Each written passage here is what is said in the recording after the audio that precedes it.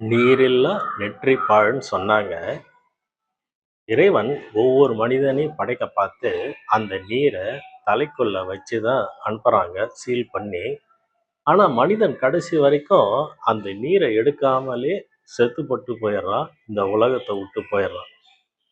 எந்த ஒரு மனிதனுக்கு இரக்கம், கருணை, தயவு என்கின்ற உணர்வு பிறக்கிறதோ, அப்பவே அந்த நீரு இந்த இந்த தேகத்துக்கு கிடைக்க ஆரம்பிக்கும். சரி, அது கிடைக்கிறதுனால என்ன பலன் கேட்பீங்க. ஃபர்ஸ்ட்டு பார்த்தீங்கன்னா பயம் போயிடும். 2வது பார்த்தீங்கன்னா நோய் போயிடும். 3வது பார்த்தீங்கன்னா முதுமை போயிடும். 4வது பார்த்தீங்கன்னா என்றுமே இளமையா இருக்கலாம். 5வது பார்த்தீங்கன்னா மரணத்தை கூட தள்ளி வைக்கலாம்.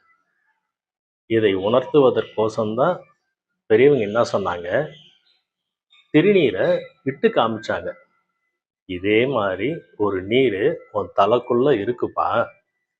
நேர காலம் கிடைக்க பார்த்து அமர்ந்து அந்த நீரை எடுங்கன்னு சொன்னாங்க.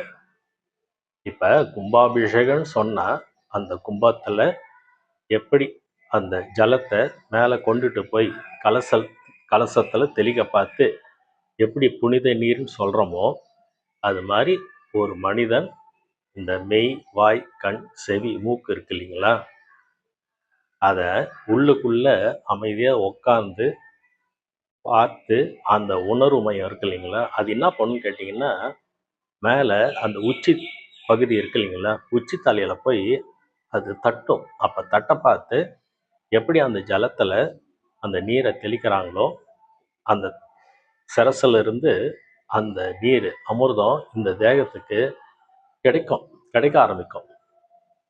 நம்ம சாதாரணமா ஒரு ஐயம் இருக்கான், இதெல்லாம் சாத்தியப்படுமா சொல்லிட்டு. மனிதன் சாதாரணமா ஒரு களிமண்ணை